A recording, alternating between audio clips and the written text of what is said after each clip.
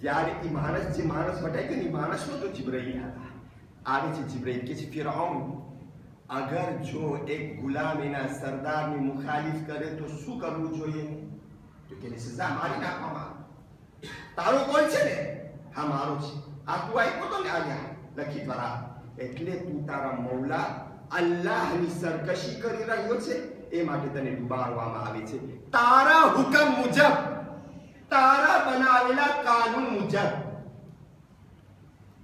મુતવજ્જ રહી જ્યારે એને ખબર પડી ફિરૌનને કે કોઈ એવો માણસ પેદા થવાનો છે જે એની હુકુમતને ડગાવશે અને એની હુકુમતને ખલાસ કરશે કે જનાબે મૂસા અલૈહિસ્સલામ તો શું કમાય તો બધાને ખબર છે કે જેટલી औरतो હામિલા હતી પેટસર હતી બધાને એનો પેટ ચીરી અને બધાના બચ્ચા કાઢી નાખો એટલે મૂસા પેદા જ ના થાય આ એનો હુકમ ભાઈઓ એક औरतને લટાઈવા એના કોણ એની આર્મી એક औरतને લટાઈવા સુરાઈવા અને એ હામિલા હતી औरत એના ઉપર એ લશ્કર એના પેટમાં પગથી કચરી કચરી અને એનું બચ્ચું કાઢતા સાંભળજો તમે હું શું કહું છું એક औरत કે છે પરવર્તિગાર આટલો જુલમ થાય છે શું તું સૂતો છો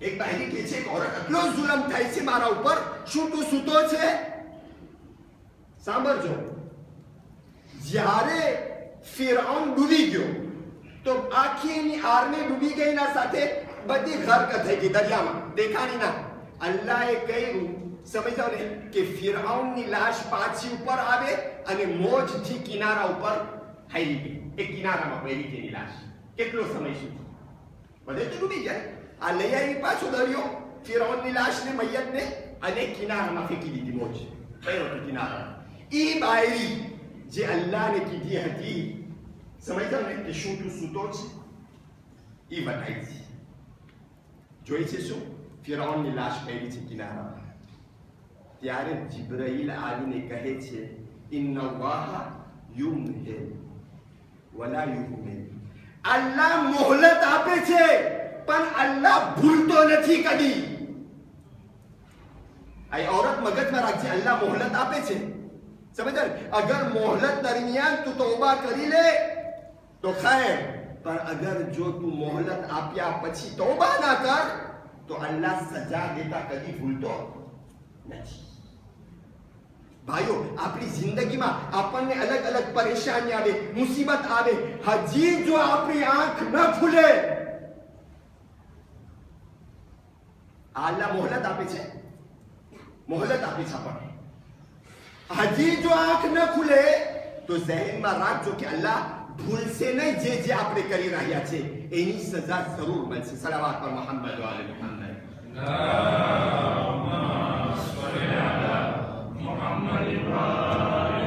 आज મારા ભાઈઓ इंसान के काल હું બતાવ્યું ને કે इंसान ભૂલી જાય છે કે એને મરવાનું છે આ ભૂલી જાય છે આ લોકો એ છે કે જેઓની ઇજ્જત અમુક સમય માટે પછી ખતમ થઈ ગઈ સમજાવો કે કાલ હું કીધું ને કાધાફી કારણ દેશો હુકુમત કર્યો આજે ની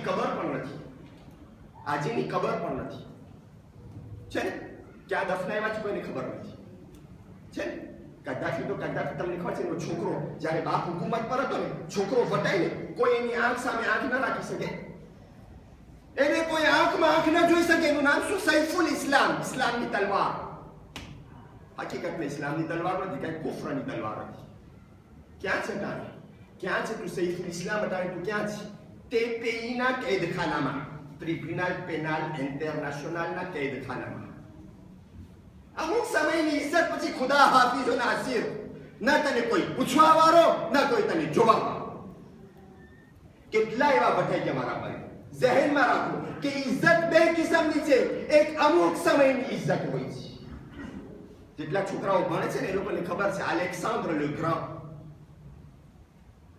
જેને વાંચવાની સારી આદત છે અલેક્સાન્ડર લે ગ્રાન્ડ ઇસ્કંદરે મકદુમી કહેવામાં આવે છે ઈસા નબી પેદા થયા પહેલા 300 વર્ષ પહેલા ગ્રીકમાં હુકુમત કરતો હતો અને એનો મિનિસ્ટર હતો અરિસ્ટો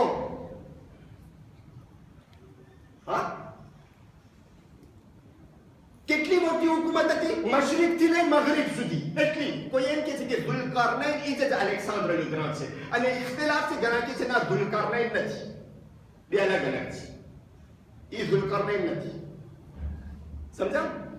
મશરિકથી મગરિબ સુધી હુકુમત, પણ એની શું વસિયત હતી? અગર હું મરી જાઉં તો મારો આ હાથ કફનમાં ના ગણાવજો, બહાર કાઢજો.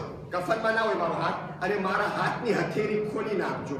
હિકમત વાળા ભેગા થયા. અલેક્સાન્ડર લે ગ્રાને કેમ આમ દફનાવ્યા છે? હાથ બહાર છે, હથેળી ખુલી છે. ના, એનો અર્થ એ કે અલેક્સાન્ડર લે ગ્રાન કેવા માંગતો હતો, મારી હુકુમત મશરિકથી મગરિબ સુધી હતી, પણ હું મરી જાઉં છું આ દુનિયામાં, અને જો કાંઈ લઈને નથી જાતો, મારે હથેળી ખાલી છે. સમજે? હથેળી ખાલી છે, કઈ લઈને ગયા? ભાઈઓ ઝહેનમાં રાખો તમે, એ અલેક્સાન્ડર લે ગ્રાન એકવાર એક ડેઝર્ટમાં જાય છે, બહુ સફર કરતો હતો, કારણ કે મશરિકથી મગરિબ સુધી, એસ્ટથી વેસ્ટ સુધી એની હુકુમત હતી. બહુ સફર કરતો હતો. એક એવી જગ્યામાં પહોંચ્યો જ્યાં રણ હતું, ડેઝર્ટ હતું. એને યકીન થઈ ગયું કે અહીંયા કોઈ દિવસ કોઈ માણસ કે જાનવર વટાણો જ નહીં. એવી જગ્યામાંથી વટાણો કે એને યકીન થઈ ગયું કે અહીંયા કોઈ દિવસ કોઈ ઇન્સાન કે જાનવર વટાણો જ નહીં હોય. એટલે એની આર્મીને શું કહે છે એના લશ્કરને, મને આ માટીના ઠામથી, મને આ માટીમાંથી ઠામ બનાવી દો. આગળ માટીના ઠામથી લોકો ખાતા હતા ને, મને ખબર છે કે આ માટીના ઠામથી હું ખાઉં. કારણ કે અલેક્સાન્ડર લે ગ્રાન કહે છે કોઈ એવી જગ્યા નથી દુનિયાની અંદરમાં જ્યાં કોઈને કોઈ મૈયત ન હોય, દફનાણી હોય.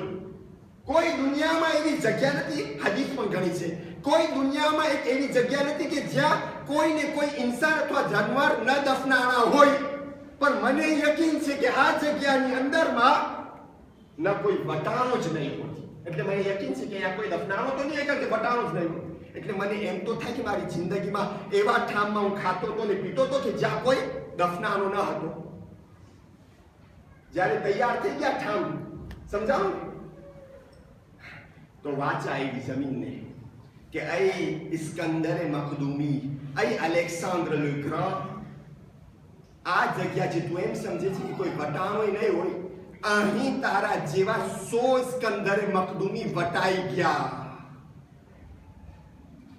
જે લોકોનું સિવિલાઇઝેશન અહીંયા હતો, જે લોકોના ઘર મહેલ બધું અહીંયા હતો, પણ એવી રીતના અમે વીરાન કરી નાખ્યા કે તને અટાણે એમ થઈ ગયું કે કોઈ વટાણો પણ નહીં હોય.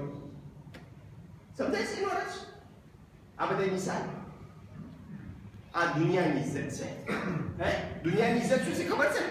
દુનિયાની ઇજ્જત આ છે કે એક સિવિલાઇઝેશન હોય એ ડેઝર્ટમાં બદલાઈ જાય, એને કહેવાય દુનિયાની અમુક સમયની ઇજ્જત. પણ એ હસ્તીની હું શું વાત કરું જે ડેઝર્ટને સિવિલાઇઝેશનમાં બદલાવી નાખી. ઇસ્કંદરે મખદૂમી સિવિલાઇઝેશન ડેઝર્ટમાં બદલાઈ ગઈ.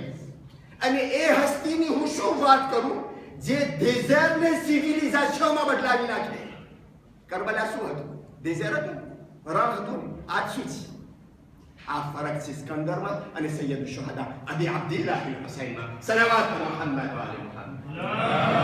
અલ્લાહુમ્મા સલ્લી અલા મુહમ્મદ વ આલે મુહમ્મદ. અને વધારે નથી લંબાવું અઝીઝાને મુહતરમા ઝાદારાને સૈયદ શુહદા. બસ હું એમ કહું છું કે કામયાબી હકીકી એ છે કે ઇન્સાનને હંમેશ માટે ઇજ્જત મળે. આ કરબલાનું વાક્ય છે ને એમાં બહુ ઘણા વાક્યાઓ તમારી સામે છે, ઘણા એક્ઝામ્પલ છે, પણ આપણા પાસે એટલો સમય પણ નથી. હકીકતમાં તમને ખબર પડે અમુક પૈસા માટે લોક વેચી નાખ્યા લોકોના ધર્મ છે. આ ઉમરે સાદ કોણ છે? આ શિમર ઇબ્ન જોશન કોણ છે? તમને ખબર છે? ઉમરે સાદ કોણ છે? એના આંખીથી દેખતો હતો કે સાદ ઇબ્ન વક્કાસનો છોકરો, સાદ ઇબ્ન વક્કાસ રસૂલના સહાબી, સાદ ઇબ્ન વક્કાસનો દીકરો ઉમર સાદ હાફિઝે કુરાન, રસૂલ અલ્લાહની એક એક તાલીમ સાંભળનાર, રસૂલ અલ્લાહના આંખેથી જોયે પોતે રસૂલ અલ્લાહ કેવી રીતના હુસૈનને પ્યાર કરે છે. એટલો માનીતો રસૂલનો, હુસૈનનો માનીતો, એકદમ મોભાવાળો, કુફાની અંદર એની હૈબત, એની પર્સનાલિટી, એકદમ માણસો માન રાખે. આ અમારે સાથ અહીંયા તો કામ છે. કોણ બોલાવે છે? ઉબૈદુલ્લાહ ઇબ્ન ઝિયાદ લઅનતુલ્લાહ અલૈહ બોલાવે છે. યઝીદ તો ગુવર્નર બોલાવે છે. શું છે? મને ખબર છે કે હુસૈનને હું કત્લ કરું, ઉબૈદુલ્લાહ ઇબ્ન ઝિયાદ, અને હું ચાહું છું કે એ ફૌજનો લશ્કરનો સરદાર તું બન, અમારે સાથ તું બન. ઉભો થઈ ગયો ગુસ્સામાં. શું સમજે છે તો ઉબૈદુલ્લાહ ઇબ્ન ઝિયાદ? હા, શું હું હુસૈનને નથી ઓળખતો? જા ગોત્યાઓ બીજા કોઈને જે હુસૈનને ન ઓળખતો હોય એ કત્લ કરવામાં શરીક થઈ. મને તું કહે છે ગુસ્સામાં ઉભો થઈ ગયો. અચ્છા, ઉબૈદુલ્લાહ કહે છે બહુ ગુસ્સો જલ્દી ના કરતો, મને કામ છે તારું. જો તું મારી વાત માનીશ તો રઈની હુકુમત અત્યારે તહેરાન છે ને, ઈરાન તહેરાન, અને એનો આખો મોટો ઇલાકો એકદમ રીશ ઇલાકો હતો, એકદમ રીશ. હા, એનો ગવર્નર હું તને બનાવીશ. મેં કીધું ને તમને, ઘણા પાસે દુનિયા છે તો આખિરત નથી, ઘણા પાસે દુનિયા નથી, આખિરત નથી. ના, મને નથી ગમતી તારી હુકુમત, હેલો. પણ ઉબૈદુલ્લાહ ઇબ્ન ઝિયાદ છે ને, લાનતુલ્લાહ અલૈહ, બધાને ઓળખતો કે નબળી રગ ક્યાં છે.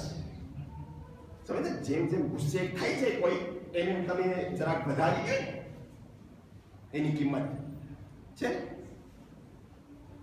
3 દિવસ તને મોહલત આપું છું, ઉબૈદુલ્લાહ કહે છે. 3 દિવસ વટાઈ ગયું. સમજો? શિમરને મોકલે છે, શિમરને. જાતો ઉબૈદુલ્લાહ ઇબ્ન ઝિયાદને બોલાવતો, આવે. જો ઉબૈદુલ્લાહ 3 દિવસની મોહલત દીધો તો તું ના આવ્યો મારા પાસે. અચ્છા, હું નક્કી કરી નાખું છું, અગર તું નથી માનતો તો જો શિમર તૈયાર છે, એ તૈયાર છે સરદારી માટે ફૌજની. એને જે હું તને વાયદો કર્યો છું એ વાયદો હું શિમરને કહું છું કે એને રઈની હુકુમત આપીશું. ના ખમારો, ના તમે જરાક વાત તો જો. ઉબૈદુલ્લાહ શું કામ આટલો પ્રેસે છે? હા, હજી તો હું બધાને પૂછપરછ કરું છું, પણ લગભગ નક્કી છે. ભાઈઓ, આ કરબલા છે ને, એનાલિસિસ કરવાનું છે. હા, મારું જો વિંચ નહીં થાય પછી પોતે શેર કરે છે જાવા મોર ઉબૈદુલ્લાહ ઇબ્ન ઝિયાદ પાસે.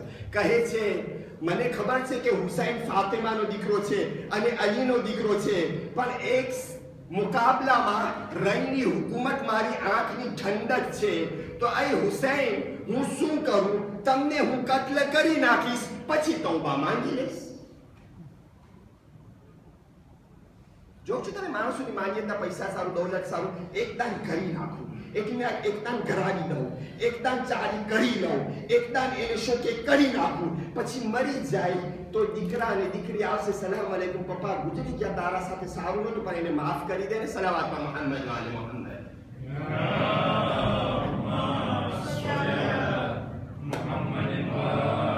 ભાઈ જીવતા હતા પપ્પા ત્યારે ક્યાં હતા? જોયા? ઉમરે સાદ એકદમ કતલ કરી નાખું અને પછી ઇન્શાઅલ્લાહ તૌબા માંગી લઈશ. કેના પાસે માંગીશ? જો છો તમે આ માણસોની મેન્ટાલિટી, સાદી મેન્ટાલિટી, ઉમરે સાદની મેન્ટાલિટી.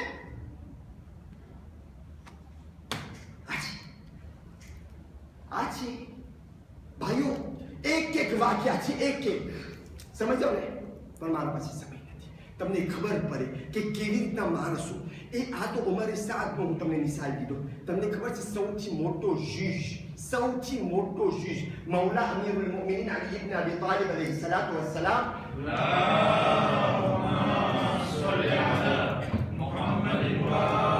શોરૈહ અલ કાઝી, એનું નામ શોરૈહ.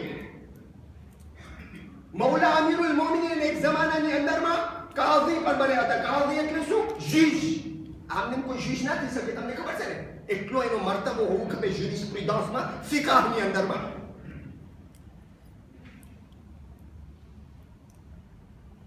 ભાઈઓ, આ શોરૈહ અલ કાઝી ગુફામાં છે. સમજ્યા? ઉબૈદુલ્લાહ બોલાવે છે શોરૈહને. અહીંયા આવતા શોરૈહ, le plus grand juge. અહીંયા આવતા. જો તૈયારી થઈ ગઈ છે હુસૈનને કતલ કરવાની, પણ અમને નથી ખપતું કે માણસો એમ કહે કે યઝીદ કતલ કરાયું અથવા ઉબૈદુલ્લાહ કતલ કરાયું. તું અમને કાંઈ ગોતી દે ને કાયદા કાનૂનની અંદર, જ્યુરિસ્પ્રુડન્સની અંદરમાં, કે અમે એક ફોર્મ જ્યુડિશિયર લઈ આવી શકીએ કે આ હુસૈન જુર્મ અને ક્રીમ કર્યા છે એટલે એને કતલ કરવામાં આવ્યું.